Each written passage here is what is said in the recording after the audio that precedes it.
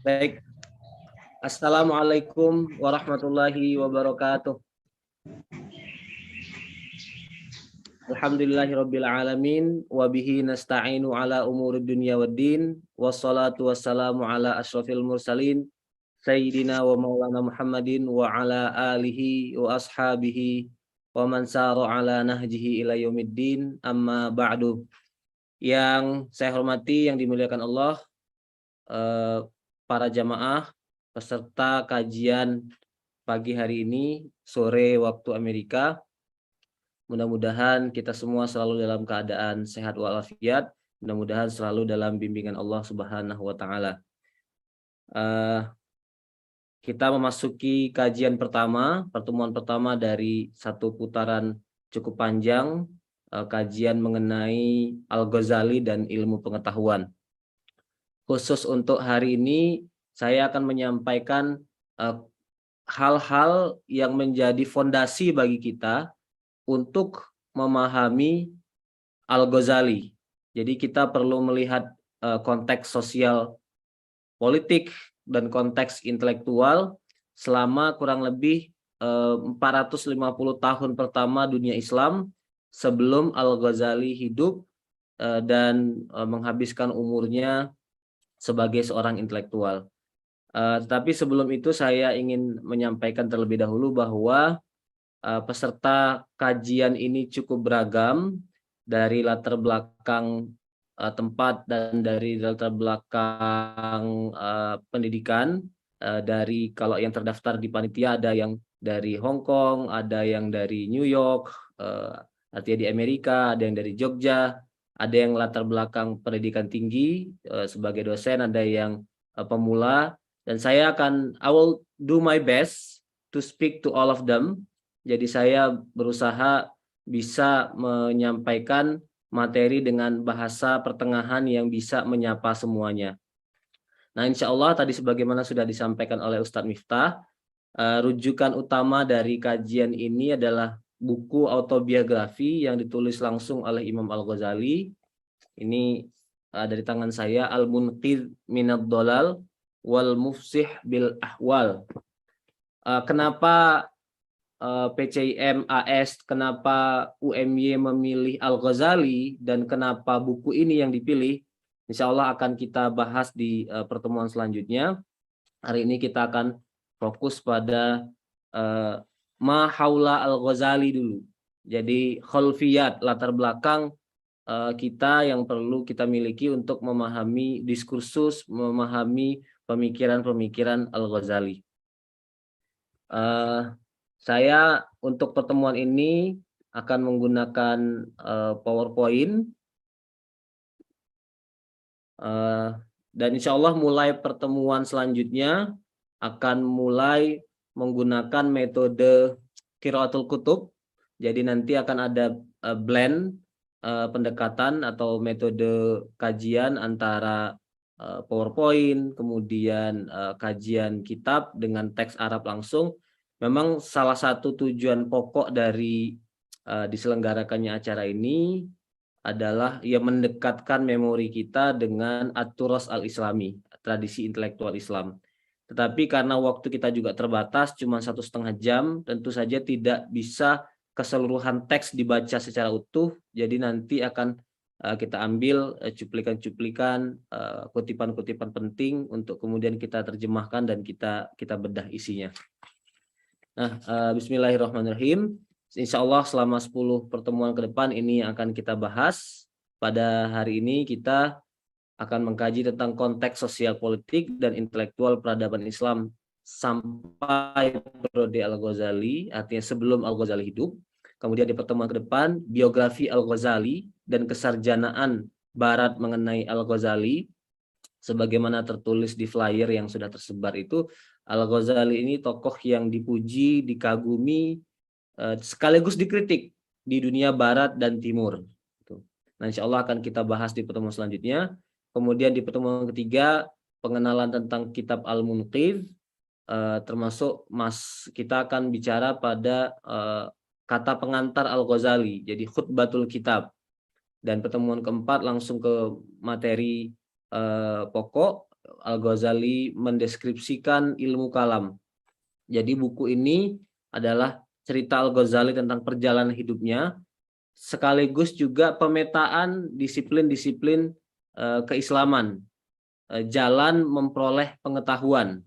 Dalam bahasa teknis, saya tidak bisa menghindar dari menggunakan istilah bahasa teknis ini. Jadi Al-Ghazali menjelaskan tentang epistemologi Islam.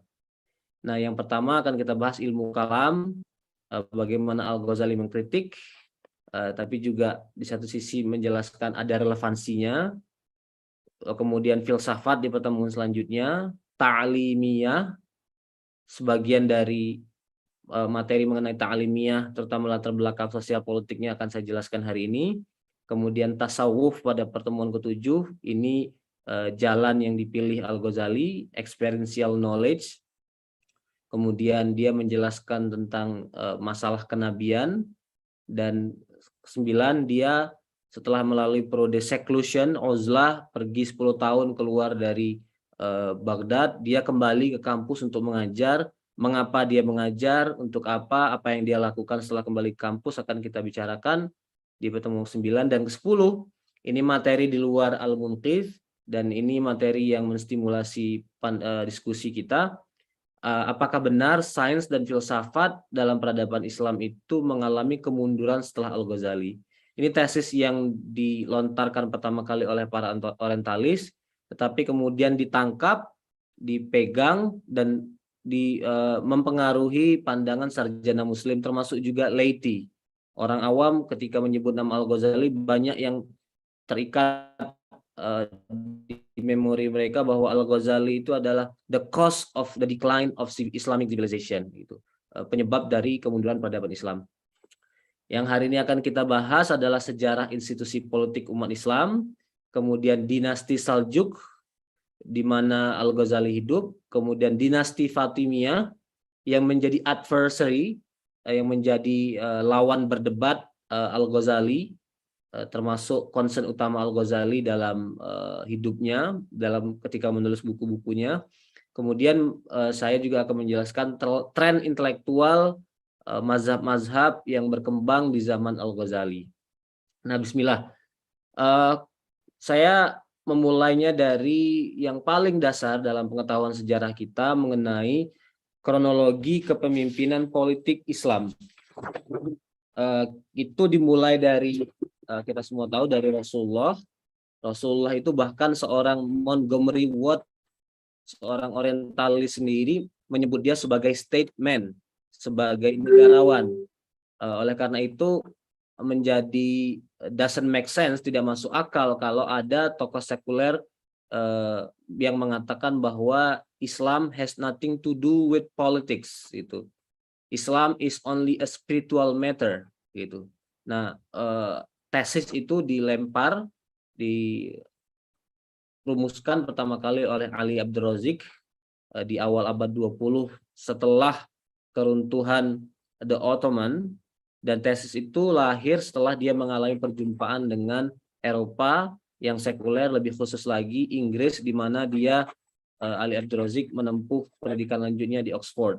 Walaupun Ali Abdul Razik sendiri tidak selesai pendidikannya di Oxford karena situasi Perang Dunia I, dia harus kembali ke Mesir. Jadi Rasulullah adalah tokoh politik, tokoh negarawan. Kemudian periode selanjutnya dilanjutkan oleh Khulafaur Rasyidun, ada 4 orang. Kadang-kadang ditambahkan 1 orang lagi setelah Abu Bakar, Umar, Utsman, dan Ali. Kadang-kadang sebagian memasukkan Hasan, tetapi usia kepemimpinan Hasan tidak panjang, hanya 6 bulan. Setelah itu dia tanazul, dia serahkan kepemimpinan kepada Muawiyah. Dan periode ini hanya berlangsung selama 29 tahun. Tetapi sangat signifikan dampaknya, menjadi fondasi spiritual, fondasi intelektual, dan sekaligus ekspansi yang besar-besaran terjadi pada periode Khulafaur Rasyidun. Nah, periode ketiga, dinasti politik pertama dalam sejarah Islam adalah dinasti Umayyah yang pusatnya ada di Damaskus. Jadi oleh Muawiyah, pusat kekuasaan Islam dipindahkan dari Kufah, ibu kotanya di zaman Ali, ke Damaskus. Dan ini berlangsung relatif lumayan agak panjang, 93 tahun. Berlangsung dari tahun 40 Hijriah sampai 133 tahun di mana dinasti Abbasiyah lahir dan menggulingkan dinasti Umayyah. Tapi durasi usia daulah ini 90 tahun itu tidak ada apa-apanya dibandingkan dengan usia daulah atau usia kekhilafahan Abbasiyah yang muncul tahun 133 Hijriah, kemudian baru lenyap dari sejarah itu tahun 923 Hijriah. Nah, kadang-kadang orang menyebut bahwa dinasti Abbasiyah itu berakhir tahun 1258 ketika bangsa Mongol memporak-porandakan Baghdad. Sebenarnya tidak. Dinasti Abbasiyah itu tidak berakhir pada momen itu. Memang ada kevakuman, dunia Islam tanpa khalifah itu terjadi selama 3 tahun. Tetapi ketika dinasti Mamluk berdiri di Mesir, dinasti Mamluk kemudian mereestablish, mendirikan kembali kekhilafahan dan menempatkan keturunan Khalifah Abbasiyah di Baghdad yang masih hidup sebagai khalifah di Kairo. Jadi setelah kehancuran Baghdad sebagai pusat kekhilafahan Abbasiyah, itu kekhilafahan Islam berpindah ke Kairo selama periode dinasti Mamluk gitu. Nah, baru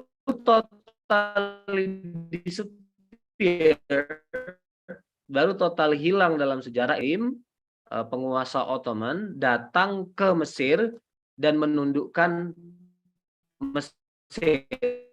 Jadi Mesir yang tadinya pusat kekuasaan politik Islam, sekarang setelah kedatangan The Ottoman itu hanya menjadi salah satu provinsi dari The Ottoman. Dan khalifah itu dia bawa ke Istanbul, ditempatkan di Istanbul, tetapi hanya berapa tahun setelah itu institusi kekhalifahan dari Abbasiyah dihapuskan dan para sultan sendirilah yang menobatkan diri sebagai khalifah.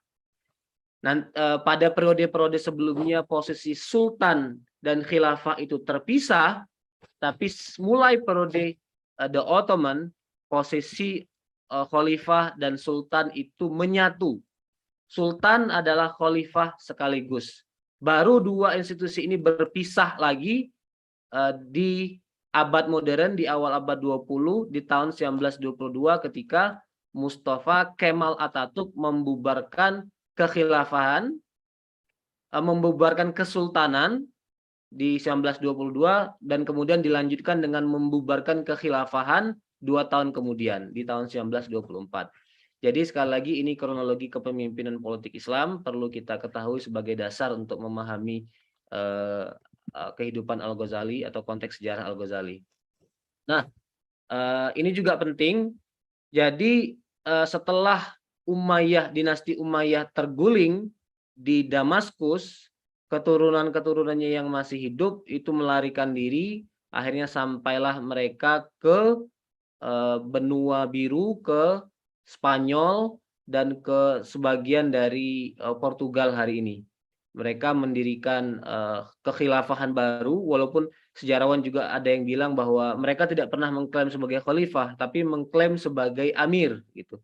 Tapi secara umum dan cukup meyakinkan kita bisa mengatakan bahwa dinasti Umayyah yang berdiri di Spanyol itu adalah rival bagi dinasti Abbasid yang berada di Irak.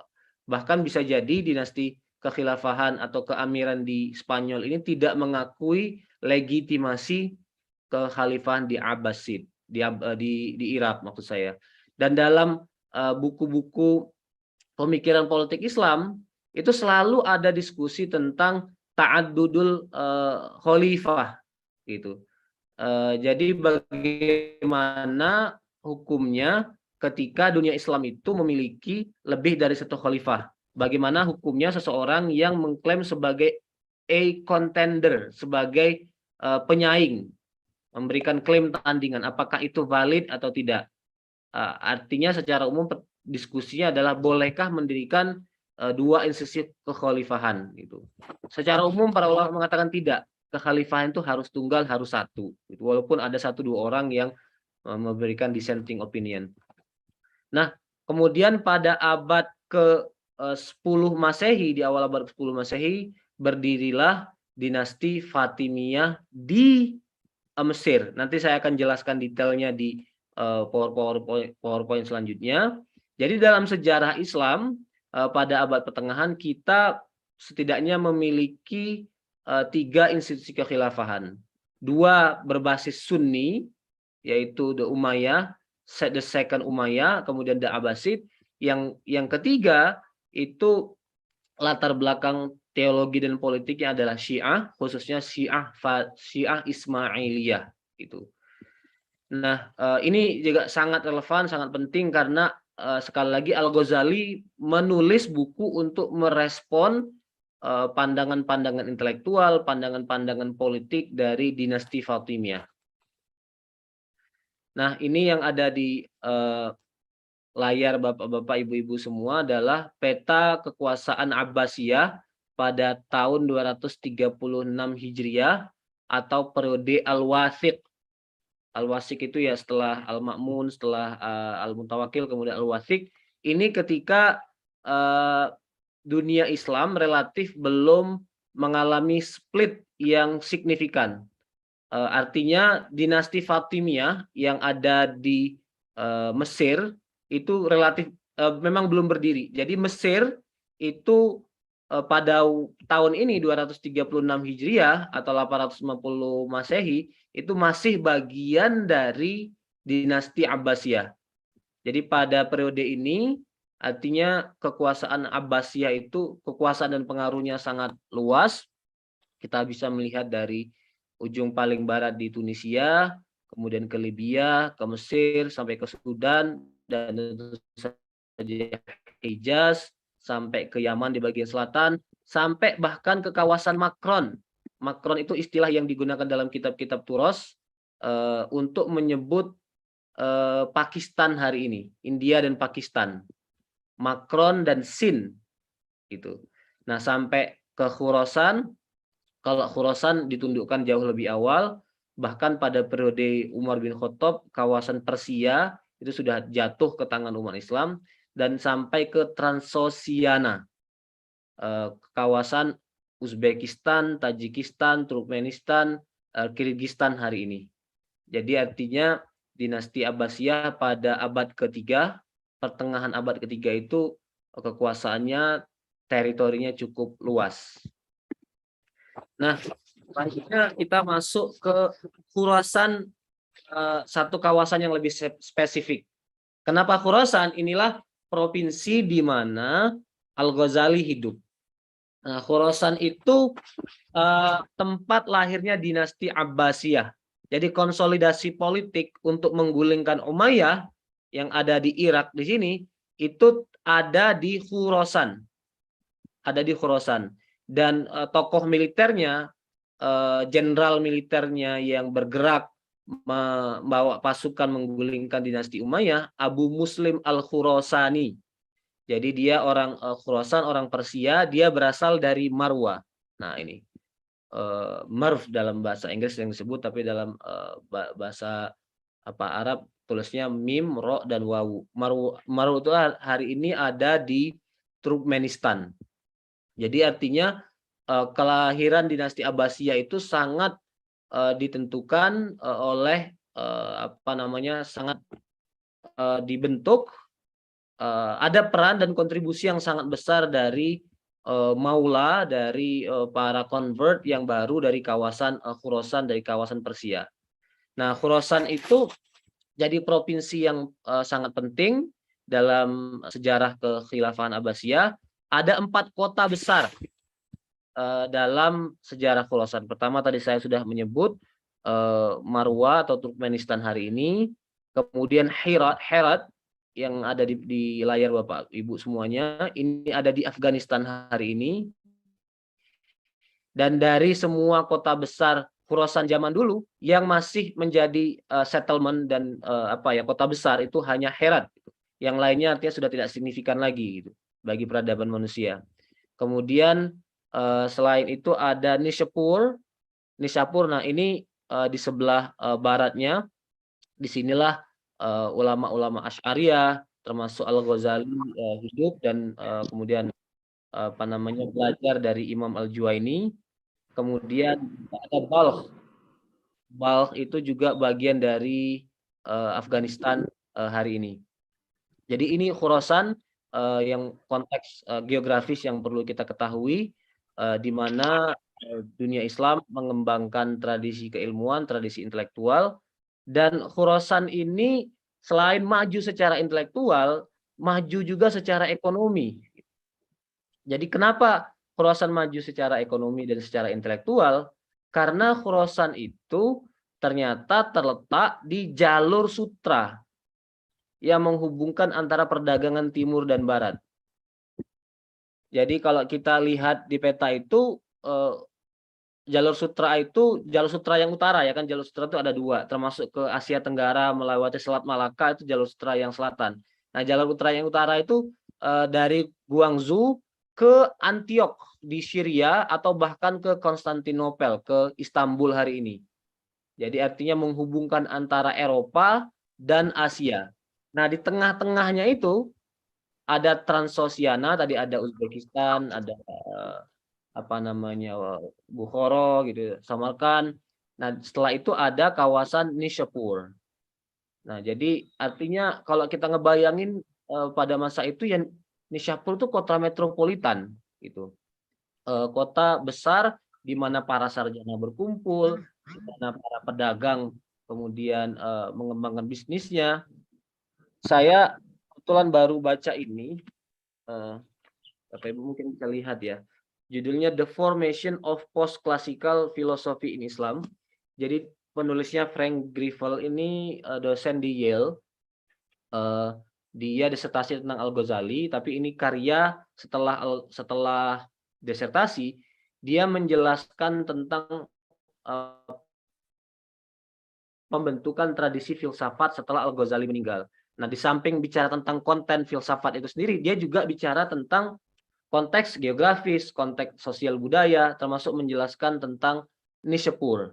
Nah, yang termasuk yang dia ceritakan adalah banyak pedagang-pedagang kaya dulu yang tinggal di kawasan Khurasan secara umum, Great Khurasan ya, yang Nishapur lebih spesifik, dan termasuk di Transoxiana. Kebanyakan filosof zaman dulu itu lahir dari keluarga kaya, dari keluarga merchant gitu.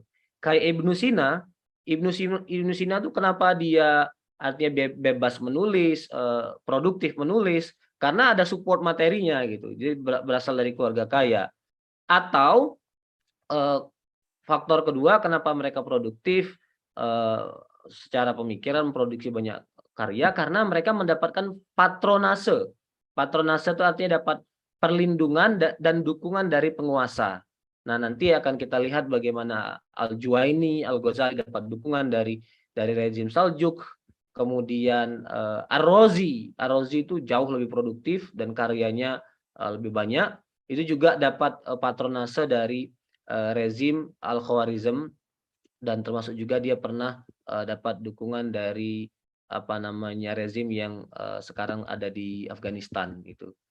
Jadi itu kenapa ilmu pengetahuan berkembang. Jadi ini benang merahnya, dimensi analitis yang bisa kita munculkan. Bagaimana ilmu pengetahuan berkembang? Salah satunya adalah ya tentu saja ekonomi, prosperity ya. Kemudian kedua patronase atau dukungan dari pemerintah, dukungan dari rezim politik gitu.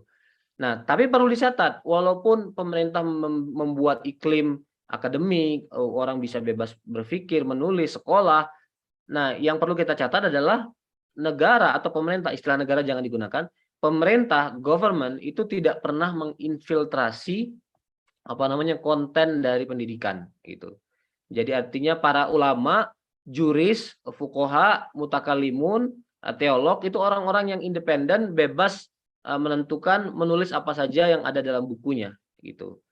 Walaupun kalau penguasa kemudian merasa cocok dengan paham itu, mereka akan ambil, kemudian kemudian mereka gunakan teologi itu atau pandangan itu sebagai doktrin resmi institusi politik yang mereka pimpin. Nanti kita diskusikan selanjutnya. Nah, sebelum Al-Ghazali hidup,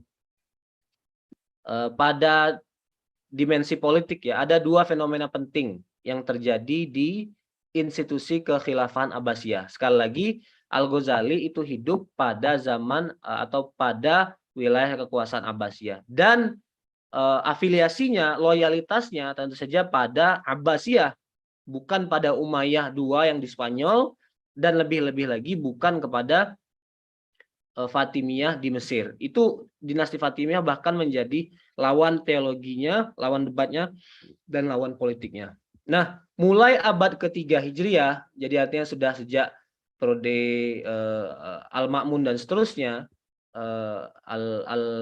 Al-Mutawakkil, Al-Wathiq, termasuk sampai Al-Mu'tasim, kita melihat ada dua fenomena penting dalam institusi kekhilafan Abbasiyah. Pertama, fenomena disintegrasi, ini juga istilah spesifik, artinya split gitu ya, yang tadinya united menjadi terpecah belah.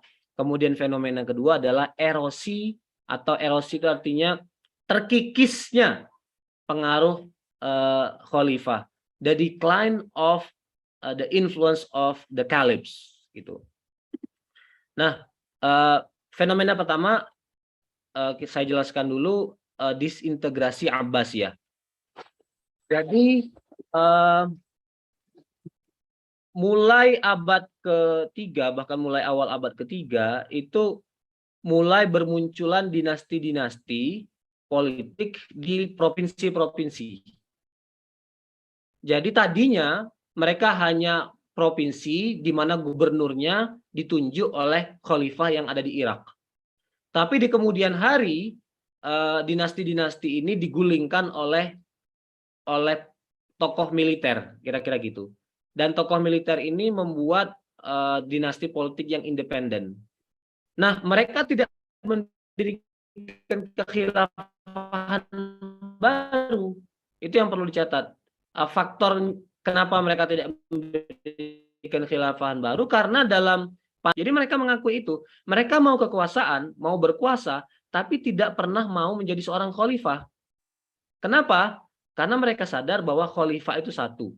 Dan kedua, ada stumbling blocknya, ada batu penghalangnya. Apa batu penghalangnya?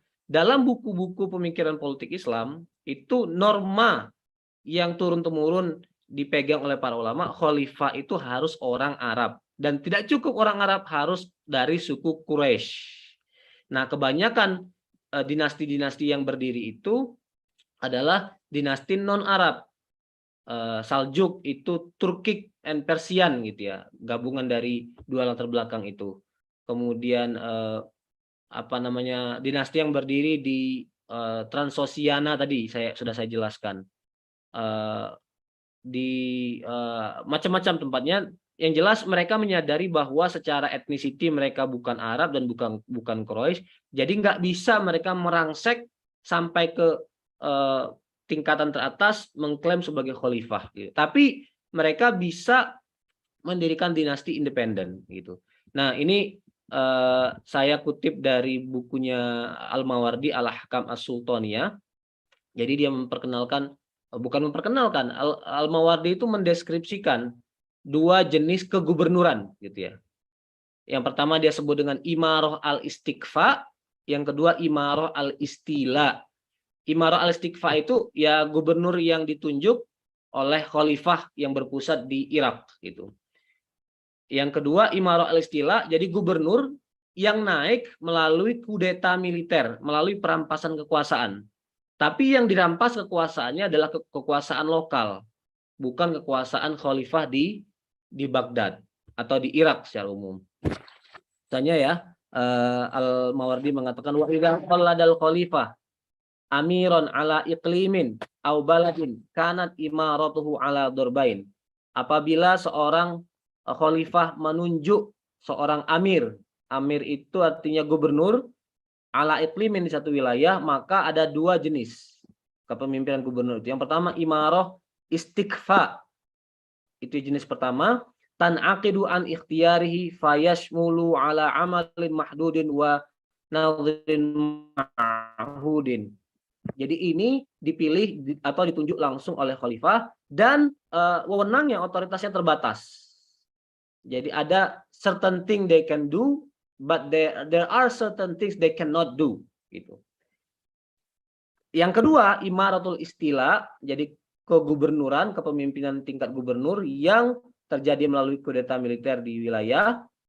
Allati tu'qadu an ittirarin, terjadi karena darurat, karena ada pemaksaan. Fahiya ayyastauliya al-amiru bil quwwah ala biladin. Seorang tokoh militer membawa pasukan, membawa syaukah, membawa army gitu ya, dan menundukkan satu kawasan. Wal khalifah bi'idnihi munafidan li ahkamiddin. Dan orang seperti ini, gubernur yang melakukan kudeta militer di bawah ini bisa ditempatkan, diakui, khalifah bisa mengakui mereka dengan syarat mereka juga mengakui otoritas dan legitimasi khalifah. Gitu. Nah, bedanya apa dengan yang pertama? Bedanya ini tidak terbatas. Jadi artinya ya sak karepe gubernur di bawah itu gitu. Kalau yang pertama tadi kan amalin mahdudin, oke, yang kamu urus misalnya hanya soal pajak. Kamu nggak boleh sembarangan mengganti hakim, gitu ya. Nah, yang kedua ini karena dia melakukan kudeta militer, ya jadi artinya tidak ada batasan gitu. Tidak ada batasan area atau hal-hal yang dia bisa lakukan, tidak bisa dia bisa lakukan gitu. Nah, kata Al-Mawardi, wa in kharaja an urfi taqlid al-mutlaq fi syurutihi wa ahkami fa fihi min hifdzil qawanin asy-syar'iyyah. Walaupun keluar dari custom, keluar dari kebiasaan, yang seperti ini tidak bisa dibiarkan, harus diregulasi dan harus diakui. Karena kalau enggak, ya artinya mereka jadi pemimpin yang invalid, tidak sah, dan turunan ke bawahnya semua putusan hakim, kemudian semua aktivitas syariah yang membutuhkan penguasa itu menjadi tidak sah itu. Tapi ini sifatnya daruriyah, artinya keluar dari norma. Nah, makanya kemudian diskusi dalam pemikiran politik Islam itu mengenai Al-Mawardi. Sebenarnya Al-Mawardi itu mengatur tatanan politik dalam istilah teknisnya melakukan preskripsi, atau dia hanya melakukan deskripsi. Jadi buku Al-Ahkam As-Sultaniyah itu kan isinya struktur politik di zaman dia hidup, di zaman Abbasiyah pada abad ke-5 Hijriah. Yang dia lakukan tuh mengatur supaya ideal atau dia hanya menceritakan. Nah, itu perdebatan di kalangan para sejarawan dan para ilmuwan gitu. Jadi ada disintegrasi dan berganti-ganti dinasti-dinasti yang menguasai Khurasan. Yang pertama dinasti Tohirid, ini bisa dilihat Nishapur di tengah-tengah di sini. Kemudian setelah dinasti Tohirid juga ada dinasti Safarid, kemudian ada dinasti Samanid, kemudian dinasti Ghaznavid. Ini jauh lebih luas dibandingkan 3 dinasti sebelumnya. Bahkan Islam sampai ke India dan mempunyai pengaruh kuat itu pada periode Mahmud Al-Ghazna pada periode ini. Gitu. Kita lihat di sini bahkan Lahore sudah masuk, bahkan ke kawasan yang lebih selatan juga sudah masuk dan sudah ditaklukkan oleh peradaban umat Islam. Nah, ini the precursor atau pendahulu langsung dari dinasti Saljuk. Dia ini disebut dengan Ad-Daulah Al-Buwaihiyah, dalam bahasa Inggris disebut dengan the Buyid Dynasty gitu ya. Buyid Dynasty memang tidak pernah menguasai kawasan Nishapur. Jadi Nishapur di sebelah kanannya gitu.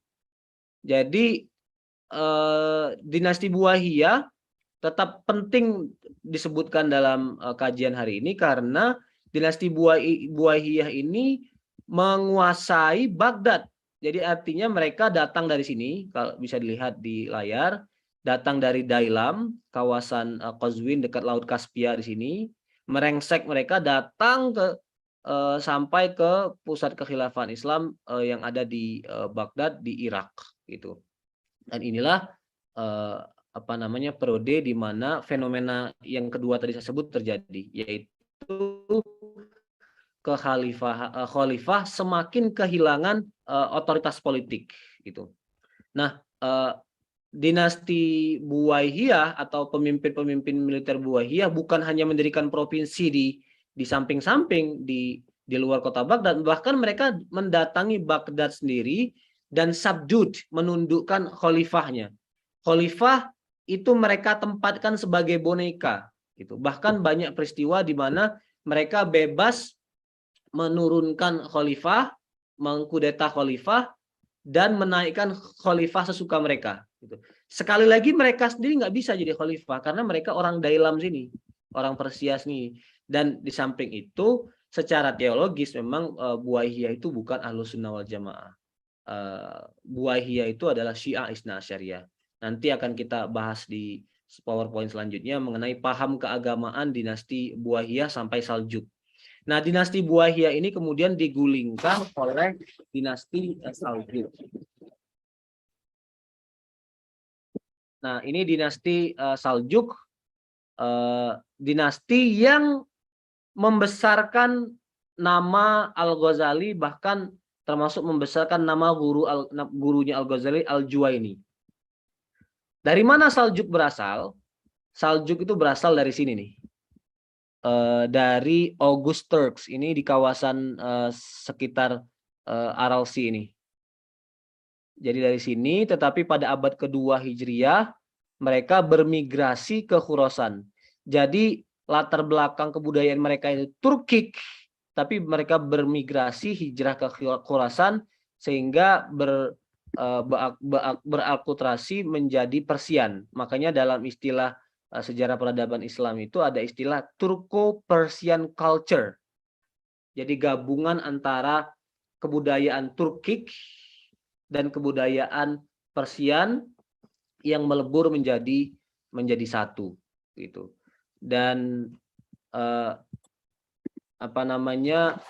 dinasti Saljuk berkuasa cukup lama dengan wilayah kekuasaan yang jauh lebih luas dibandingkan dinasti-dinasti sebelumnya, bahkan termasuk dinasti Buwaihiyah tadi. Kalau kita lihat peta tadi, mereka berasal dari sini ya tadi, dari Turkmenistan hari ini, kemudian mereka menundukkan Buwaihiyah yang ada di Baghdad, dan wilayah kekuasaannya itu terbentang dari Anatolia, dari sini Turki, sampai ke Transosania.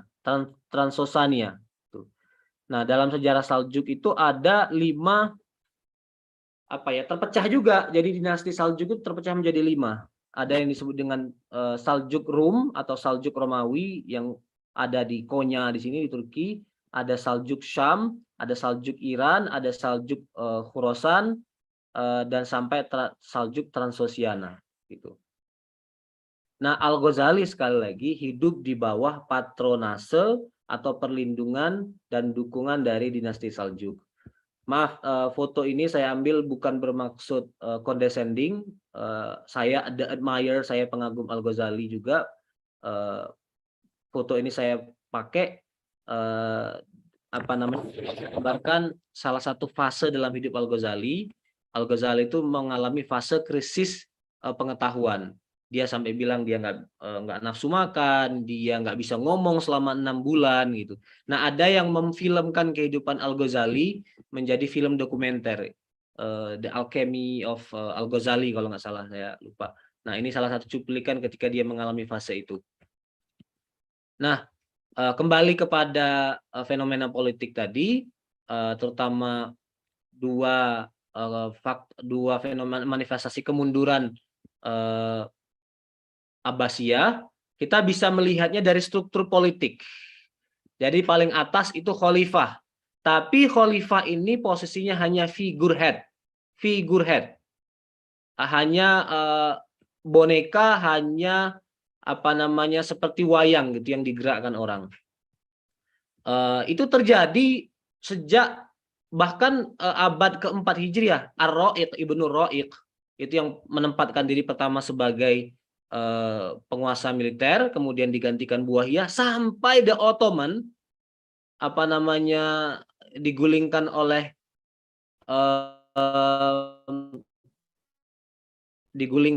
Ataturk. Itu khalifah umumnya hanya simbol politik aja gitu. Ada momennya satu dua orang khalifah bisa mengambil kembali kekuatan eksekutif, kekuatan jadi otoritatif, tapi in many case dan kebanyakan kasus mereka hanya boneka. Boneka dari siapa? Boneka dari ini, Sultan Muazzam atau Amir al-Umara. Dalam kasusnya Turki tadi, dalam kasusnya apa namanya Saljuk. Jadi kan Saljuk tadi ada banyak sultan. Ada sultan yang berkuasa di Romawi, berkuasa di Transoxiana, di Persia. Nah, sultan itu semuanya dapat gelar sultan, tapi hanya satu yang dapat gelar Sultan Muazzam atau disebut dengan Amir al-Umara. Mereka inilah tokoh militer yang melakukan hegemoni, mendominasi khalifah. Yang mereka inilah orang-orang yang bebas mengontrol khalifah, bahkan mengkudeta, menggantinya sesuka hati. Gitu. Nah, di bawah sultan ada posisi wazir. Posisi wazir ini sebenarnya sudah lama. Sejak periode awal kekhilafan Abbasiyah sudah berdiri dia. Khilafah ketiga. Jadi setelah Abu Abbas As-Saffah, kemudian Abu Ja'far Al-Mansur, khilafah ketiga Al-Mahdi itu sudah punya seorang wazir. Wazir itu Perdana Menteri hari ini. Jadi bukan institusi baru gitu.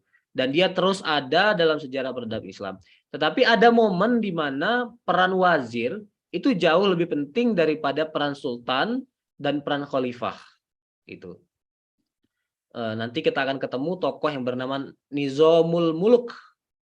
Nizamul Muluk. Dia itu Perdana Menteri, tetapi nama dia lebih dikenal daripada nama sultan dan nama khalifah yang sezaman dengan dia. Nah, di bawah tiga institusi ini baru ada gubernur-gubernur. Gubernur itu dalam literatur politik Islam kadang disebut dengan amir, kadang disebut dengan wali, kadang disebut dengan sultan. Bedanya dengan atas tadi, yang atas disebut dengan Sultan Muazzam. Nah, ini penguasa-penguasa politik di era Al-Ghazali. Dia mengalami tiga periode kekhilafahan. Yang pertama Al-Qaim. Al-Qaim ini mengalami periode transisi. Dia mengalami penjajahan, mengalami kontrol Buwaihiyah. Sekaligus juga dia mengalami periode Al-Buwaihiyah diusir oleh Saljuk. Jadi dia hidup di dua periode, kemudian Al-Muqtadi, kemudian Al-Mustazhir. Nah, Al-Ghazali itu menulis buku untuk membela Al-Mustazhir. Judul bukunya Fadhaih Al-Batiniyah atau nama lainnya Al-Mustazhiriyah. Kenapa dia menulis buku Al-Mustazhir, membela Al-Mustazhir? Karena Al-Mustazhir ini naik sebagai khalifah di usia yang sangat muda. Baru 15 tahun bapaknya meninggal dan dia harus menjadi khalifah gitu. Nah, legitimate apa enggak? Gitu. Ya diserang oleh lawan politik oleh Syiah Ismailiyah di Mesir. Nah, Al-Ghazali menulis untuk membela, dan fase awal kehidupan Al-Ghazali memang sangat erat sekali hubungannya dengan penguasa. Itu yang kemudian dia akui dalam buku Pimpinan Dolal ini. Dia terlalu lengket dengan kekuasaan, dia terlalu dekat dengan para penguasa. Nah, sultan-sultan dia lahir di periode Tughril Bek, walaupun ketika masih kecil. Kemudian dia terutama mengalami periode Alp Arslan, kemudian Muhammad Malik Shah. Nah, untuk Muhammad Malik Shah dia juga menulis buku, judulnya At-Tibr al-Masbuk fi Nasihatil Mulk. Itu dipersembahkan kepada Sultan ketiga. Kemudian dia mengalami Mahmud bin Malik Shah dan Barki Yakuk. Tiga sultan pertama itu tiga sultan puncak dalam sejarah dinasti Saljuk. Jadi dinasti Saljuk belum mengalami perpecahan ke lima dinasti tadi, 5 kelompok tadi. Dan ekspansinya besar-besaran di zaman tiga sultan ini. Tetapi setelah Muhammad Malik Shah meninggal, anak-anaknya berperang, berebut kekuasaan, Mahmud dan Barki Yakub. Dia juga bertemu dengan Sultan ke-6 ini, Malik Shah, dan bertemu dengan Muhammad Tapan. Dan banyak sultan-sultan ini yang kemudian mengagumi Al-Ghazali, menjadi murid Al-Ghazali, terutama Sultan ke-7.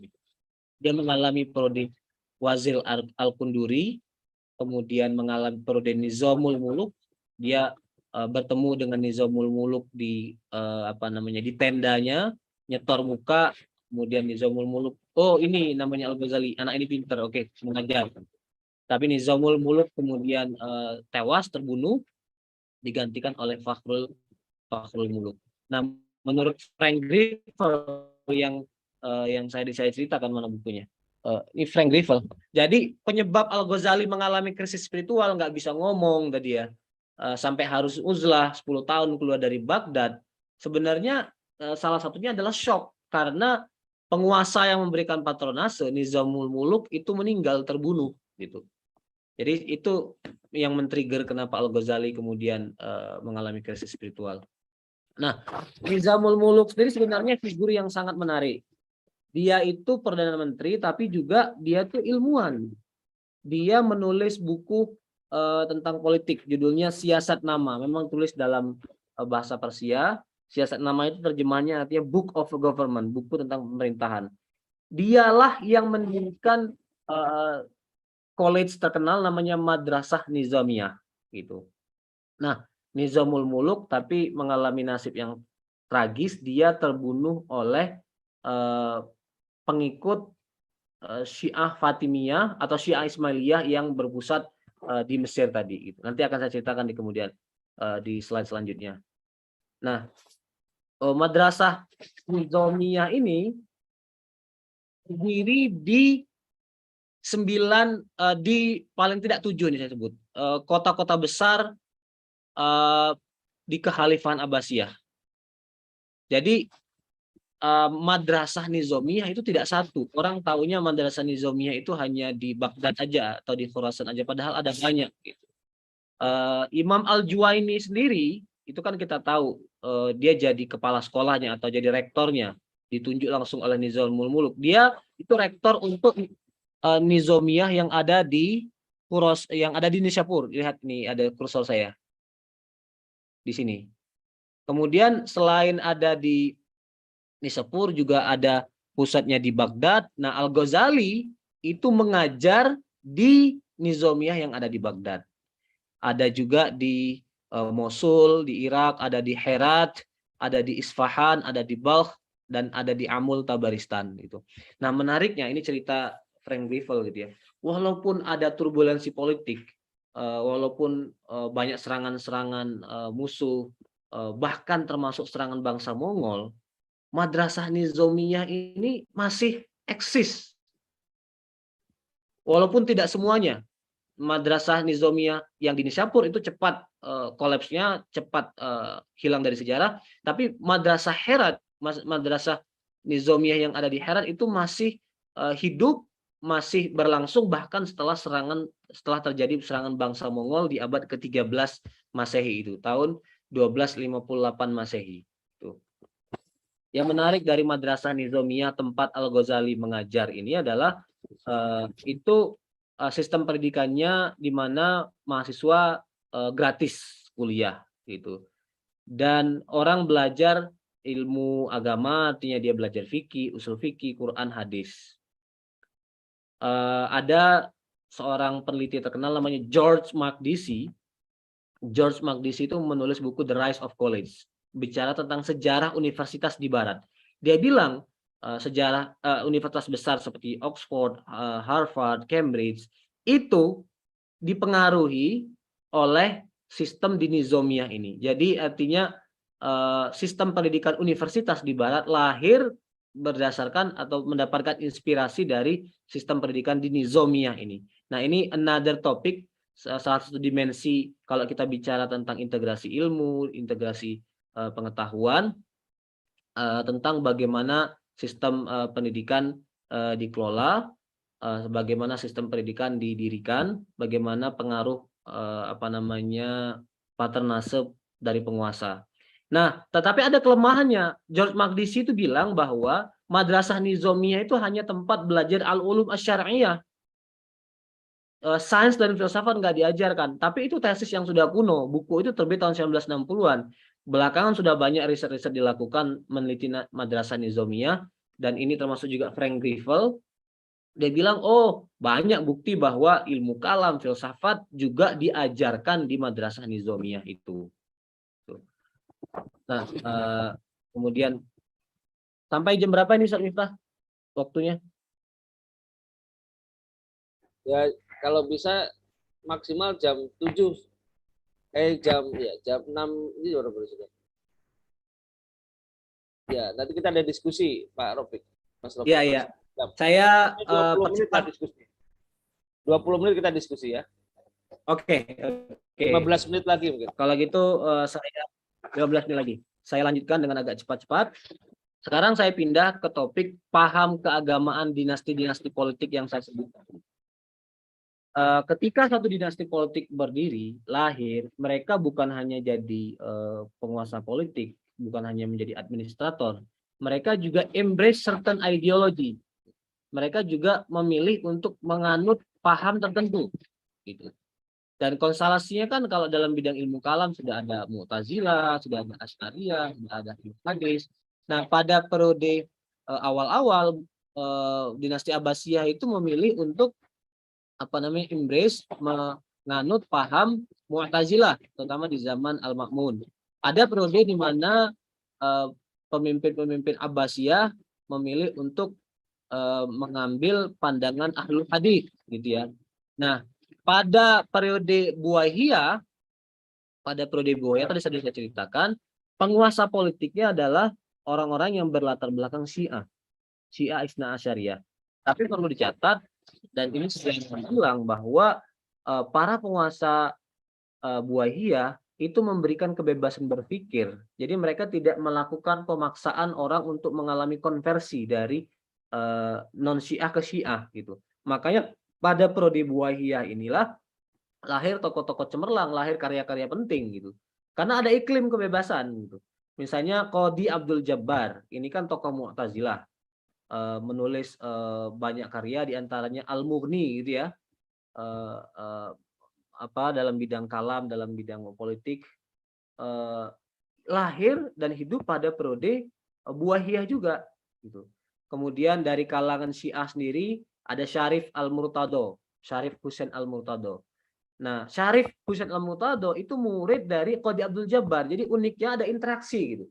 Qadhi Abdul Jabbar itu orang Mu'tazilah, tapi muridnya Al-Murtado itu orang Syiah gitu. Nah, selain itu Al-Mawardi kita tahu dia Syafi'i, dia ada yang bilang dia Mu'tazilah, tapi itu pendapatnya nggak kuat. Orang cenderung lebih berpendapat, memilih pendapat bahwa Al-Mawardi itu adalah Asy'ariyah gitu.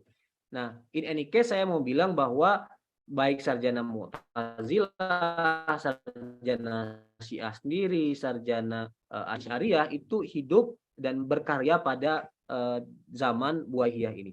Kemudian dinasti Ghaznawi yang menguasai Nishapur sebelum Saljuk itu secara teologi, secara kalam saya belum dapat datanya, tetapi yang jelas secara fikih mereka memilih untuk bermazhab Hanafi. Nah, bagaimana dengan dinasti Saljuk? Dinasti Saljuk itu kompleks, nggak sederhana, ada fase-fasenya. Generasi pertama dinasti Saljuk, artinya generasi pendiri dinasti Tughril Bek, itu bermazhab Hanafi secara fikih dan bermazhab Mu'tazilah secara kalam. Saya kembali ke ini tadi, urutan ini tadi. Ini Tughril Bek. Ini pendiri dinasti Saljuk yang menggulingkan Buwaihiyah. Secara fikih sekali lagi mereka Hanafi, Tughril Bek menerapkan dan memilih pendapat Hanafi, dan secara kalam memilih pendapat Mu'tazilah. Dan tidak cukup dengan itu, Tughril Bek itu seorang fanatik dia. Dia bahkan melakukan persekusi kepada orang-orang yang tidak setuju dengan Hanafiyah, mazhab Hanafi, dan tidak setuju dengan Mu'tazilah. Banyak tokoh-tokoh terkenal yang mengalami persekusi pada periode ini. Di antaranya adalah Imam Al-Juwaini sendiri. Nah, Imam Al-Juwaini kan lahir di Syapur dari Khurasan. Imam Al-Juwaini kemudian disebut sebagai Imamul Haramain, imam yang mendiami dua kota suci Makkah dan Madinah. Kenapa dia harus diam dan mengajar di Makkah dan Madinah karena dia mendapatkan persekusi di Nishapur gitu. Jadi selain Al-Juwaini juga ada Al-Qushairi, Al-Ab, kan ada Al-Qushairi Al-Ibn gitu. Juga di penjara, harus tinggal di penjara, dan dalam penjara menulis karya, menulis buku Shikayah Ahlus Sunnah wabi hikayah wanalahum min mihnah gitu. Dia menulis cerita laporan bagaimana orang-orang yang non Mu'tazilah mengalami persekusi kembali di zaman Tughril Bek gitu. Nah, kemudian pada periode kedua dari dinasti Saljuk, jadi artinya Sultan kedua Alp Arslan itu diganti, nggak lagi Mu'tazilah, tetapi berganti menjadi mazhab Asy'ari secara kalam dan mazhab fikih secara Syafi'i. Itulah momen di mana Imam Al-Juwaini, gurunya Al-Ghazali, pulang kampung. Dan itulah momen di mana Nizamul Muluk, sang perdana menteri, mendirikan Akademia Nizamiyah dan meminta Al-Juwaini untuk mengabdi sebagai rektornya, menjadi rektor kepala khususnya Nizamiyah cabang Nishapur. Nah, ibu-ibu yang dimuliakan Allah, tetapi perlu dicatat bahwa sebelum periode Alp Arslan atau sebelum periode Nizamul Muluk yang secara resmi memilih Asy'ari sebagai mazhab negara, Nishapur itu sebenarnya sudah lebih dahulu tempat berkumpulnya para ulama kalam dari mazhab Asy'ari gitu. Kita tahu orang seperti Ibnu Furaq, Al-Isfirayini, Al-Baqilani, Abdul Qahir Al-Baghdadi, itu semuanya memilih untuk tinggal di Nishapur. Memang mazhab Asy'ariyah itu lahir di Baghdad, Abul Hasan Al-Asy'ari di Baghdad, tetapi kemudian berkembang di luar Baghdad, berkembang di Nishapur gitu. Jadi Nishapur dalam perumusan doktrin-doktrin mazhab Asy'ari sangat besar, dan terutama patronase dari dinasti Saljuk.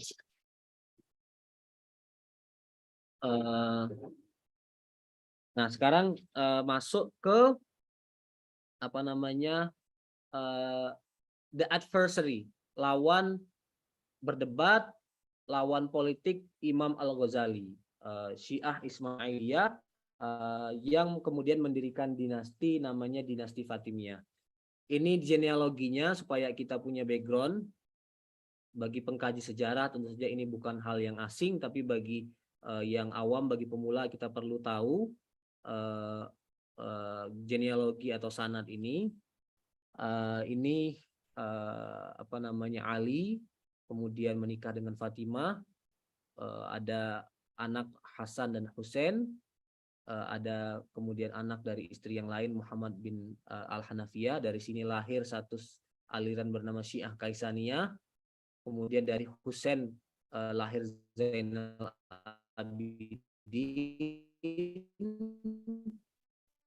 Abidin kemudian diklaim untuk mewarnai kepemimpinan politik kepada Zaid. Nah, kelompok ini disebut dengan Syiah Zaidiyah yang sampai sekarang masih ada di Yaman. Kemudian Syiah yang lain mempercayai bahwa setelah Zainal Abidin itu turun ke anaknya namanya Al-Baqir. Al-Baqir turun ke Ja'far As-Shadiq. Nah, dari sinilah terjadi perpecahan lagi. Syiah 12 atau Syiah Isna Asyariyah yang hari ini mayoritas, dan kita bisa lihat misalnya di Iran, itu percaya bahwa Ja'far As-Shadiq memberikan kepemimpinan kepada anaknya yang kedua, Musa Al-Kazim. Dari situ ke Ali Ar-Ridho dan terus sampai ke Imam ke-12 Muhammad Al-Mahdi. Nah, tetapi Syiah Ismailiyah itu percaya bahwa Ja'far As-Shadiq itu memberikan ke anaknya yang pertama, namanya Ismail.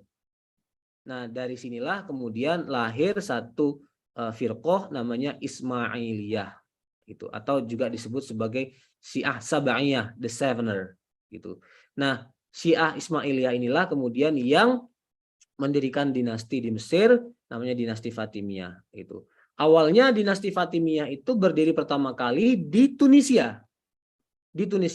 Tetapi kemudian mengalami ekspansi, melebarkan sayap sampai menundukkan Mesir dan pusat kekuasaan ibu kota Fatimiyah berpindah sekarang ke Mesir. Perpindahan itu terjadi pada tahun 358 Hijriah. Nah, Syiah Ismailiyah itu berkuasa di Mesir selama kurang lebih 200 tahun. Bahkan mendirikan universitas terkenal yang masih ada sampai hari ini. Saya alumninya Universitas Al-Azhar. Universitas Al-Azhar itu lahir dari, secara sejarah lahir dari tangan Syiah Ismailiyah, tetapi di tengah-tengahnya dirubah mazhab teologinya dari yang tadinya Syiah Ismailiyah menjadi tentu saja Ahlus Sunnah wal Jamaah. Dinasti Fatimiyah baru gulung tikar, hilang dari sejarah Mesir itu ketika pahlawan perang salib Salahuddin Al-Ayyubi datang dan menaklukkan Mesir. Ini terjadi pada tahun 566 Hijriah gitu. Nah, saya juga menggambarkan bahwa dinasti Fatimiyah itu mengalami perpecahan, mengalami split. Ada yang disebut dengan kelompok Nizari, ada yang disebut dengan kelompok Al-Musta'li. Coba lihat yang kursor di depan ini. Nah, kelompok jadi Al-Mustansir itu khalifah terakhirnya.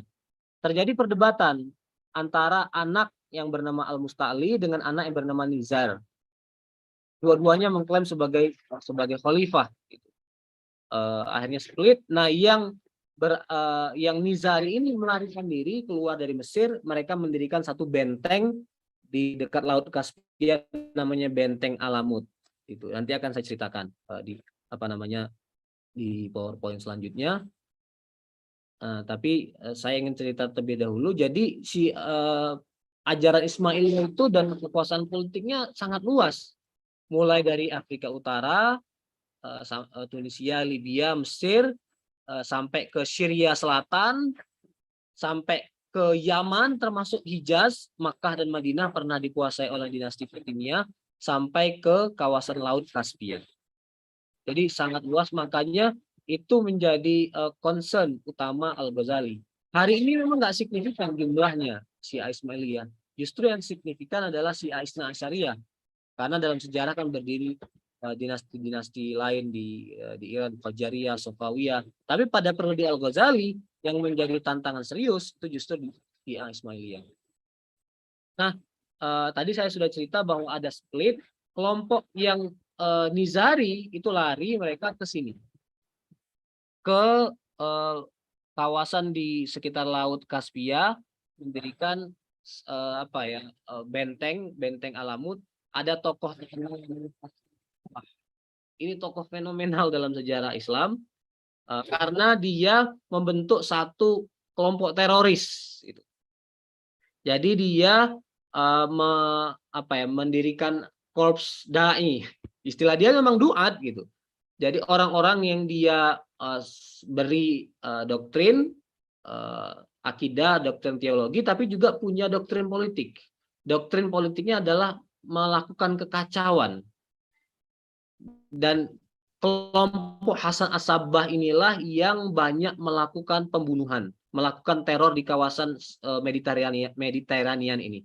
Termasuk Nizamul Muluk, tokoh fenomenal yang mendirikan Akademia Nizamiyah tadi, itu dibunuh oleh pengikut Hasan bin Sabbah. Nah, makanya kemudian dia dikenal dalam literatur barat sebagai assassin gitu. Istilah assassin atau pembunuh rahasia, pembunuh misterius itu merefer kepada kelompok atau pengikut Hasan bin Sabbah. Memang ada perdebatan kenapa sih istilah assassin muncul. Ada yang bilang karena mereka suka mengkonsumsi ganja. Ganja kan hashish gitu. Hashish pengkonsumsinya hasyashin gitu. Jadi sebelum membunuh mereka mengkonsumsi ganja dulu. Makanya di orang barat menyebut pembunuh bayaran itu sebagai assassin gitu. Alp Arslan sekali lagi Nizamul Muluk terbunuh oleh kelompok ini. Nah, Al-Ghazali menulis beberapa karya signifikan untuk doktrin-doktrin teologi dan politik kelompok Syiah Ismailiyah Kita ini. sudah 7:10 Pak Rofi, mungkin bisa Ya, dipercepat. saya hanya menyebutkan judul kitab ini Al-Qistasul Mustaqim fi Taqwim Ahli Ta'lim. Ini buku yang dia tulis untuk counter. Kemudian buku Al-Muqit Minad Dolal, buku autobiografi Al-Ghazali yang juga akan kita bahas. Kemudian buku Fadhoih Al-Batiniyah gitu. Oke. Saya kira itu yang bisa saya sampaikan sebagai pengawal. Saya serahkan kembali kepada Ustaz Miftah. Baik, terima kasih Mas Rofik. Wah, saya susah ini. Begitu luar biasa dinamika sejarah umat Islam ya. Saya ingin ini dulu. Mungkin kalau kita pertanyaan langsung dirasain dan bicara takut ada sedikit banyak waktu. Saya ingin yang di chat dulu aja. Ada beberapa pertanyaan. Yang pertama, mohon dijelaskan arti penguasa boneka. Tadi mungkin Mas Rofik menjelaskan ya. Jadi siapa penguasa sebenarnya? Maaf jika sudah diterangkan. Nanti dari Bu Mas Doni Wulandana. Oh, Mas Doni. Ya. Kemudian ini ada yang lain komentar barangkali. Ini komentar dari Pak Agus Jamil. 9 cabang Madrasah Nizamiyah. Jadi ingat 9 universitas dalam Universitas California katanya. California System ada 9. Oh iya, UCLA Mas ya, UC System. Ya, oke. Ini ada pertanyaan lebih panjang. Panjang dari Pak Ahmad, dari Bu Uti ya. Yang pertama, Bu Uti mengatakan ada adagium yang terkenal di Barat. Eropa maju karena mengikuti pemikiran Ibnu Rus. Islam mundur karena mengikuti pemikiran Ghazali. Pertanyaan saya, bagaimana pendapat Anda tentang pendapat tersebut? Bisa dipahami ya tadi yang ini ya Pak Rofi bisa catat ya yang ada gium tadi ya. Eropa maju karena Ibnu Rus, Islam mundur karena pemikiran Al-Ghazali. Pendapat Mas Rofi seperti apa? Kedua, pemikir hebat itu hidup beririsan zaman. Al-Ghazali di 1058 sampai 1111. Kemudian sedang 111, kemudian Ibnu Rus di 1126 sampai 1198. Ya nanti bisa agak setelah berikutnya berarti. Kemudian pertanyaan kedua, bisa dijelaskan bagaimana suasana intelektualitas pada masa itu sehingga cahaya ilmu pengetahuan yang bersumber dari Islam itu bersinar di barat dan di timur. Kemudian yang ketiga, tadi di slide awal Mas Rofik menuliskan periode Umayyah Andalusia hanya sampai tahun 1031 atau 1051. Adakah alasannya? Karena kita tahu periode Umayyah itu, Andalusia itu sampai 2 Januari 1492 Hijriah dengan jatuhnya Granada. Nanti mungkin bisa disampaikan. Kemudian dari segitu dulu Ustaz Miftah nanti. Oke, silakan. Ini juga yang karena sebentar ya, silakan.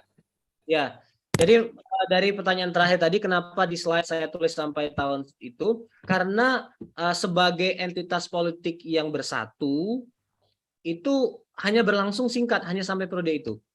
Setelah itu, Islam, politik Islam di Andalusia mengalami split, mengalami disintegrasi. Makanya ada istilah muluk atau waif. Jadi raja-raja kecil. Ada raja punya kekuasaan politik yang kecil, mereka berkuasa legitimate hanya untuk wilayah itu, gitu. Jadi artinya Islam secara intelektual, spiritual, dakwah itu ada sampai diusir oleh orang-orang Katolik kembali, tetapi sebagai kekuatan politik yang bersatu atau bahkan disebut sebagai the second Umayyad itu hanya berlangsung singkat sampai tahun yang saya sebutkan di PowerPoint tadi itu. Penanya siapa itu Ustaz Miftah? Pertanyaan terakhir tadi? Tadi Ibu Utik. Yang kemudian ada gium bahwa Barat maju karena Ibnu Rushd, kemudian Timur mundur karena Al-Ghazali. Nah ini tuh khas pernyataan orientalis itu. Ada bias Barat. Kenapa Ibn Rushd ditempatkan lebih tinggi daripada Al-Ghazali? Karena ada barat sentris. Pertama, Ibn Rushd tinggal di barat. Kemudian dia mensyarah kitab Aristoteles. Kemudian dia mempengaruhi tokoh-tokoh barat gitu. Dan secara epistemologis dia menggunakan filsafat, cara berpikir barat modern. Kira-kira gitu ya. Al-Ghazali pendekatannya lebih banyak kepada kalam yang nggak ada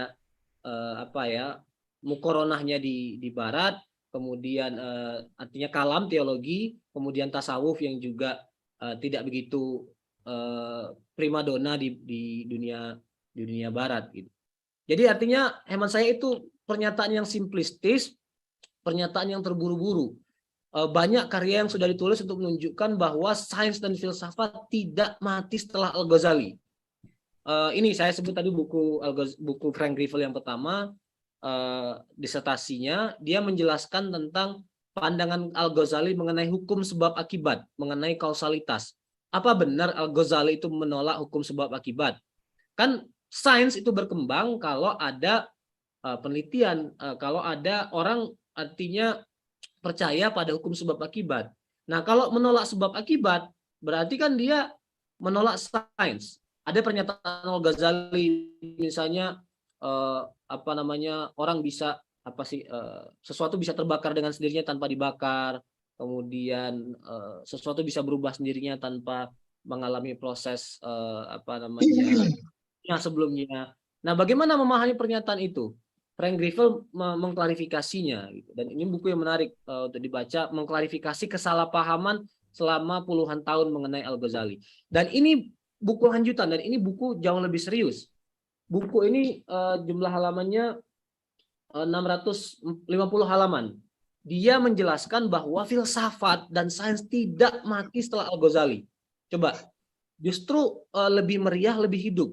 Ar-Razi itu kan hidup jauh setelah Al-Ghazali, dan dia secara kalam juga mengikuti Al-Ghazali, mazhab Asy'ari juga gitu, dan dia mengembangkan sains gitu. Kemudian ada Nasiruddin At-Tusi gitu.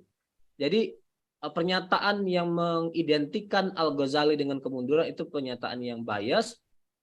Nanti akan kita bahas terpisah di pertemuan terakhir, tapi juga saya ingin menyebutkan bahwa Al-Ghazali itu dipuja-puja. Al-Ghazali itu menjadi tokoh berpengaruh di kalangan pemikir barat sendiri. Tapi yang non sekuler ya, pemikir barat yang punya latar belakang agama, yang punya latar belakang gereja gitu. Misalnya ini terjemahan dari Al-Muqti bil Adallah dalam bahasa Inggris oleh Father McCarthy, dari Romo McCarthy. Dia pengagum Al-Ghazali. Dia bilang bahkan Thomas Aquinas itu menggunakan metode Al-Ghazali dalam tradisi teologinya gitu. Ada Montgomery Watt gitu. Nah, penulis buku ini bilang, saya menjadi Katolik yang baik setelah membaca Al-Ghazali gitu. Artinya dia bilang gini, Al-Ghazali itu memberikan inspirasi spiritual kepada saya walaupun saya tidak harus pindah ke Islam.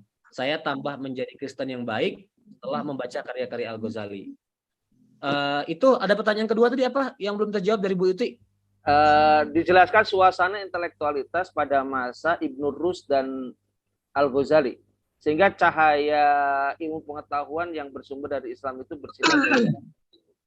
Ya, saya pikir partly sebagian dari pertanyaan sudah saya jelaskan bahwa perkembangan intelektual itu juga sangat terkait dengan faktor ekonomi, dukungan penguasa, ya kemandirian para ulama juga gitu. Dan saya kira penjelasan saya tadi sudah agak mewakili, walaupun diskusi yang lebih panjang kita perlukan mengenai topik ini, tapi bisa kita Miftah yang saya nggak nyatat itu. Yang terakhir, yang ketiga tadi terkait dengan masa akhir. Dari Mas Doni tadi apa pertanyaannya? Oh, Mas Doni itu lebih ke ini aja. Mas Doni tadi lebih sebentar, Mas. Oh, kalau nggak salah saya ingat apa maksudnya khalifah sebagai boneka. Khalifah sebagai boneka. Atau siapa yang berkuasa saat itu? Ya, ini saya perlu memperkenalkan Mas Doni ini Ketua Majelis Keilmuan di PCIM, sekarang tinggal di New York. Beliau profesor di New York. Juga aktif membimbing bekerja sama dengan UAD. Apa maksudnya khalifah sebagai figurehead? Ya mereka hanya diberi kekuasaan terbatas. Ada yang bilang bahwa mereka itu hanya otoritasnya hanya pada bidang spiritualitas, pada bidang keagamaan gitu. Kalau menentukan penunjukan wazir, pengaturan pajak, pengaturan tentara, itu semuanya jatuh kepada sultan gitu. Jadi mereka juga disebut boneka karena bisa diturunkan semaunya oleh sultan. Nah, bahkan sultan itu minta nama mereka disebut di atas mimbar pada saat khutbah Jumat. Itu kan tradisi pramodern ya. Orang memuji-muji penguasa di atas mimbar pada saat khutbah Jumat. Biasanya yang dipuji itu adalah khalifah, harus disebut nama khalifah. Tetapi sejak kemunculan institusi kesultanan, Ibnu Ro'ik, kemudian Bajkam dari kemudian Amir Umarok Sultan-Sultan dari dinasti Buahiyah dan Saljuk, mereka sudah minta tolong nama saya disebut pada saat khutbah Jumat. Kira-kira gitu. Itu apalagi tadi yang nih terkait dengan periode Umayyah Andalusia. Apakah kenapa Mas Rofik mengatakan berakhir sampai sudah ya? 1031 padahal ada yang pendapat lain di 1492 tadi. Ya, itu karena Muluk Tawaif setelah itu. Jadi artinya raja disintegrasi tadi ya? Ya, disintegrasi. Oke, kemudian dari Pak Nur Fajri. Ya. Siapakah ulama yang mempelopori penulisan autobiografi dalam bentuk buku tersendiri seperti halnya buku ini Al-Munqidh min ad-Dhalal? Ya, ini pertanyaan. Adakah informasi itu? Ini pertanyaan curiosity atau pertanyaan menguji nih dari Syekh Fajri? Saya tidak punya data mengenai itu, dan ini one of the interesting topic yang kita bisa dalami, bisa jadi riset tersendiri, bisa jadi tesis, bisa jadi disertasi. Tradisi menulis autobiografi. Cuman menariknya itu begini. Saya mau bilang bahwa Imam Al-Ghazali itu selain bercerita tentang dirinya, dia lebih banyak bercerita tentang keilmuan gitu. Jadi pengalaman keilmuan. Jadi artinya romantisme sejarah hidupnya ya. Romantisme dan tidak mengidealkan dirinya sendiri gitu, Kak. Artinya tidak narsistik. Tidak narsistik gitu. Ya dia cerita apa adanya. Al-Ghazali itu bilang saya itu terlalu dekat dengan kekuasaan. Jadi artinya seperti menelanjangi diri sendirilah. Saya dulu artinya dekat dengan penguasa, kemudian saya belajar nggak ikhlas. Saya ala jurufin hari minan nar. Saya itu berada di jurang neraka. Kalau saya nggak berhenti mendekat dengan penguasa, nggak mengikhlaskan niat saya belajar, saya akan berakhir dengan ya penderitaan lah gitu. Dia bercerita tentang krisis itu gitu. Baik. Nah, mengenai kita bahas ya. Nanti kita bahas. Ya. Tapi mengenai bagaimana tradisi menulis autobiografi sebelum dan sesudahnya, itu satu topik penelitian menarik yang perlu kita dalami. Oke. Ini ada usulan Pak Mas Rofik dari Ustadz Muksin. Nah, mungkin nanti ada pembahasan terkait dengan bukunya Yusuf Al-Qaradawi terkait dengan Al-Ghazali baina madhihi wa naqidihi. Mungkin nanti bisa. Ya. Terima kasih Ustadz Muksin. Yang menulis tentang Al-Ghazali banyak sekali. Insya Allah nanti saya berusaha mengcover membaca karya-karya itu untuk kemudian dijelaskan, terutama di pertemuan selanjutnya itu bicara tentang autobiografi Al-Ghazali. Ya diantaranya Yusuf Al-Qaradawi menulis buku itu. Baik, ini ada lagi dari Pak Ahmad Hanif. Jika melihat hasil bangunan istana di zaman kekhalifahan, sepertinya sangat canggih. Itu menunjukkan sains di zaman itu sangat berkembang. Pertanyaannya, kenapa seperti tidak ada pengaruhnya pada pemahaman Al-Ghazali atau memang ada? Kenapa cenderung mistis? Nah, ini barangkali.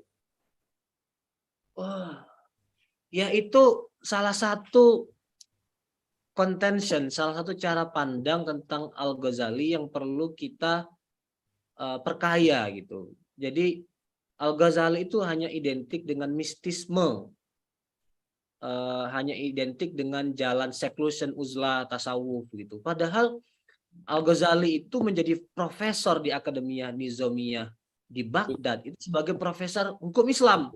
Ya, fikih. Dia profesor usul fikih. Makanya coba kalau bapak-bapak, ibu-ibu baca disertasinya Pak Samsul yang diterbitkan oleh majalah SM, oleh penerbit SM itu. Jadi salah satu karya yang terabaikan, nggak dibaca oleh dunia intelektual, oleh audiens mengenai Al-Ghazali adalah buku Al-Mustasfa. Padahal buku Al-Mustasfa itu fenomenal. Teori hukum Islamnya Al-Ghazali itu masih digunakan sampai hari ini dan sangat kontributif gitu. Dia orisinal dan menyumbangkan banyak gagasan-gagasan baru. Al-Ghazali juga punya buku yang menjelaskan, mendeskripsikan filsafat Yunani, Maqasidul Falasifah gitu. Masalah kemudian ada bagian dari filsafat Yunani yang dia kritik, itu memang terjadi. Tetapi Al-Ghazali juga memahami tradisi filsafat Yunani dan juga terpengaruh dari tradisi filsafat Yunani. Makanya ilmu kalam, ilmu teologi setelah Al-Ghazali itu berubah coraknya. Sudah kawin antara filsafat dengan kalam. Itu karena faktor Al-Ghazali gitu.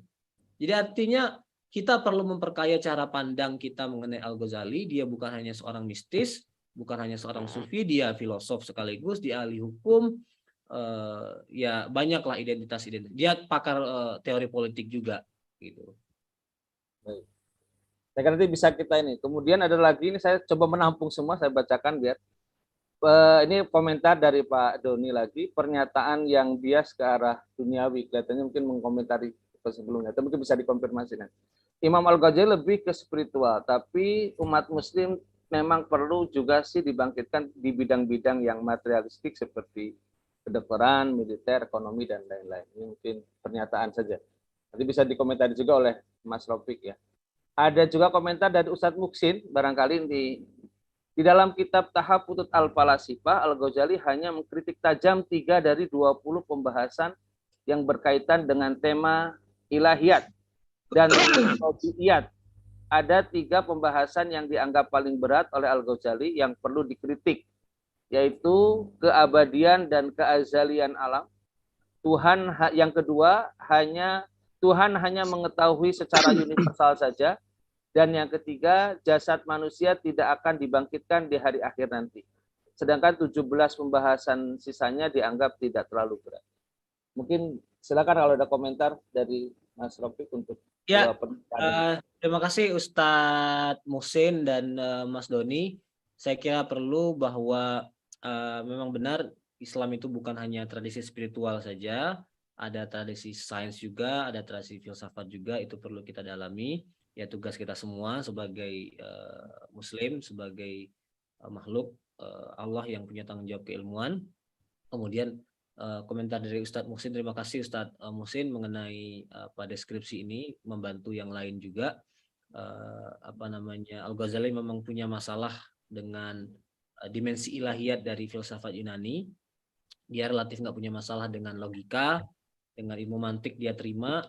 Bahkan dia bilang ilmunya orang itu nggak terpercaya, falasi kota bi ilmi aslan gitu, ilmunya itu nggak sistematis lah, cara berpikirnya nggak sistematis, nggak terstruktur kalau dia nggak memahami logika itu memang asal usulnya dari Yunani, tapi dia bilang universal gitu. Itu yang kemudian nanti dikritik oleh Ibnu Taimiyah. Nah, tapi Al-Ghazali punya isu serius dengan filsafat Yunani pada bidang ketuhanan, pada bidang ilahiyat. Di antaranya 3 hal yang disebut oleh Ustadz Muhsin. Orang yang mengamini 3 hal ini itu dianggap kafir oleh Al-Ghazali. Dan dia ada di dalam kitab Tahafut al-Falasifah itu ada fatwa untuk Ibnu Sina.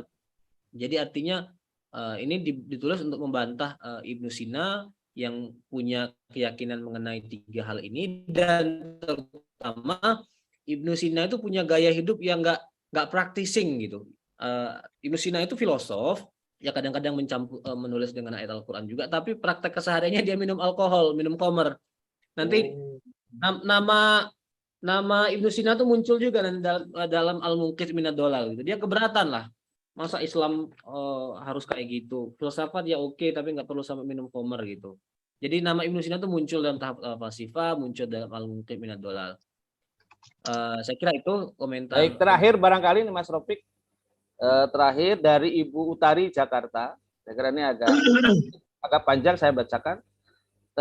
Terima kasih Pak Ropi. Apakah Nabi Muhammad pernah dinobatkan atau menobatkan sebagai khalifah dengan ajaran pokok Islam bahwa semua orang sama di mata Allah kecuali orang-orang yang berilmu dan bertakwa, sehingga khalifah dengan dinasti terasa bertentangan dengan prinsip di atas, sehingga menyebabkan munculnya kepemimpinan baru harus dengan tanding fisik bersimbah darah, bukan tanding keluasan ilmu dalam konteks demokrasi atau kesamaan nilai dari itu. Apa bedanya dengan konsep terhadap kekuasaan Machiavelli? Kemudian lanjutannya lagi adalah satu lagi, apakah bacaan yang mudah dan baik bagi awam seperti saya untuk lebih memahami topik ini? Apakah harus mampu baca kitab-kitab berhuruf Arab, kitab kuning mungkin maksudnya? Apakah ada di Google Translate yang proporsional? Saya kira itu mungkin pertanyaan terakhir. Sebelum nanti saya ada komentar ada hal lain. Silakan. Ya, terima kasih Mbak atau Ibu Utik. Kalau mau belajar, Ibu Tari ya. Jadi kalau mau belajar tentu saja saya sangat mendorong belajarnya mulai dari belajar bahasa Arab gitu. Belajar dari terjemahan Indonesia Inggris it's okay. Tapi saya juga dorong, apalagi kalau masih punya waktu, masih relatif segar, belajar aja bahasa Arabnya. Nanti berjenjang mulai dari dasar sampai targetnya adalah punya kemampuan baca kitab kuning gitu. Memang bahasa Arab itu juga bertingkat-tingkat kesulitannya. Ada yang lebih sulit, kompleks, apalagi tergantung dengan topik. Yang kalau ilmu kalam, kalau filsafat lebih berat lagi gitu. Tapi kita berproses saja. Saya sendiri kalau memahami istilah-istilah Al-Ghazali itu juga perlu mendapatkan bantuan dari terjemahan bahasa Inggris, terjemahan bahasa Indonesia. Karena periodenya sudah jauh lama, ada istilah-istilah teknis yang zaman sekarang sudah nggak banyak digunakan gitu. Tapi saya dorong untuk belajar itu. Kemudian mengenai Machiavelli tadi, apakah ada kesamaan? Ya, praktek Machiavellian di dalam dunia Islam itu ada. Machiavelli itu kan artinya menghalalkan segala cara untuk sampai kepada kekuasaan, atau Thomas Hobbes gitu ya. Itu ada praktek itu ya. Di antaranya adalah tradisi kudeta tadi gitu. Itu kebetulan disertasi saya, perampasan kekuasaan dalam sejarah Islam. Orang asal punya kekuatan militer bisa menggulingkan khalifah, menggulingkan sultan, dan menempatkan dirinya sebagai penguasa baru. Jadi nggak ada konstitusionalisme, nggak ada cara yang meregulasi supaya pergantian itu terjadi secara smooth, terjadi secara sistematis, dengan tanpa korban berdarah, gitu, tanpa ada orang yang harus terbunuh. Itu praktek seperti itu, tagaluk, perampasan kekuasaan itu umum terjadi dalam sejarah Islam, baru diregulasi ya setelah kita mengalami modernisasi, memang setelah kita mengalami perjumpaan dengan Barat modern yang punya konstitusionalisme gitu. Dan ya begitu jawaban saya. Kalau mau dilanjutkan panjang karena disertasi ya. Baik. Mana? Saya kira ada tawaran dari Bu Nana ini, Bu Nana di USA, di Amerika. Kapan-kapan mungkin bisa didiskusi dengan orang Katolik terkait dengan Ghazali gitu. Sain dan sound sainnya Thomas Aquin ya. Nanti mungkin Mbak Nana, bring your friend. If you have any Catholic friend from America, bring to your friend for the next meeting. Okay. Jadi sure. Nanti kalau udah balik ya. Mbak Nana ini ada soalnya time zone different susah. Oh, oke. Ya, baik, jadi menarik itu. Baik, Bapak Ibu sekalian, saya kira cukup waktu, kita agak melebihi waktu dari 7.30, ini sudah 7.34. Sekali lagi ini hanya awal diskusi kita. Kita ada dari 10 rencana kajian berseri kita. Di Sabtu depan insya Allah kita akan bicara terkait dengan biografi Al-Ghazali dan kesarjanaan kontemporer mengenai Al-Ghazali. Juga masih dengan Mas Rofik, dan sekali lagi diskusi kita itu berbasis kitab autobiografi Imam Al-Ghazali, Al-Munqidh Minad Dhalal. Mungkin Bapak Ibu sekalian nanti bisa gabung lagi di Sabtu pekan depan. Terakhir saya mungkin akan bacakan komentar dari Pak Agus Jamil dan saya kira ini juga menjadi closing bagi kita. Menarik, terima kasih Pak Agus sudah mencoba memberikan komentar untuk sebagai closing ini. Al-Ghazali hidup di episode sejarah yang cukup carut-marut, di mana konflik politik antara khalifah dengan para amir dan sultannya. Konflik mana berdampak pada keberpihakan pada aliran fikih, madhab, dan kalam, sehingga karyanya merespon kehidupan hedonistik para penguasa dan kronisnya itu, dengan pemikiran yang lebih spiritualistik, tanpa meninggalkan kecerdasannya dalam rasionalitas dan empirik. Saya kira ini closing yang baik dan saya izin mengutip closingnya dari Pak Agus Jamil. Matur nuwun Pak Agus, terima kasih. Demikian Bapak Ibu sekalian, terima kasih atas partisipasinya dan kita ketemu lagi pekan depan di diskusi yang sama, kerjasama antara tim CISIK, UMY dan CIM Amerika Serikat. Mudah-mudahan Allah memberkahi dan merahmati kita semua. Mohon maaf bila banyak kekurangan di dalam memimpin acara ini. Kita tutup dengan membaca hamdalah. Alhamdulillah. Alhamdulillah. Sampai ketemu minggu depan. Mohon maaf. Assalamualaikum warahmatullahi wabarakatuh. Waalaikumsalam. Waalaikumsalam. Terima kasih Ustadz Rafiq, Ustadz Miftah. Sama-sama. Terima kasih. Selamat datang Pak Mali. Terima kasih. Assalamualaikum. Pamit saya. Mas Rafiq, yang penyelenggara semuanya, yang bapak-bapak dan ibu yang hadir. Assalamualaikum. Pamit juga. Selamat berakhir pekan. Terima kasih. Ya. Terima kasih Bapak Ibu semua. Mohon izin. Assalamualaikum. Assalamualaikum. Warahmatullahi wabarakatuh. Terima kasih Rafiq. Insya Allah minggu depan nanti ada presensi ini mungkin tadi. Sudah, ini juga ada presensi nih. Oh ada ya? Tapi tertutupi oleh komen-komen. Oh ya, saya nggak begitu membaca sampai bawah tadi. Silakan. Mungkin kalau yang mau ngisi silakan untuk data saja untuk mungkin komunikasi di kolom. Sebelum keluar mungkin isi presensi dulu, nanti terus bisa. Presensinya gimana caranya? Di ini Pak di chat ya, ada link Google-nya itu. Oh, ya. Di chat. Itu yang menggunakan. Oh, saya nggak bisa dibuka ya itu Google, nggak bisa diisi. Mungkin Oh gitu ya. akses. Ayam Iya. Oh, ya, atau mungkin minggu depan ya, tidak apa-apa, mungkin sekarang nanti biar. Sementara ini masih kita coba. Mohon maaf. Baik, terima kasih semuanya. Kita pamit dulu. Insya Allah ketemu lain waktu di depan. Terima kasih Mas Rafiq. Terima kasih. Makasih Pak Arif semuanya. Monggo. Oke, Terima kasih. Assalamualaikum.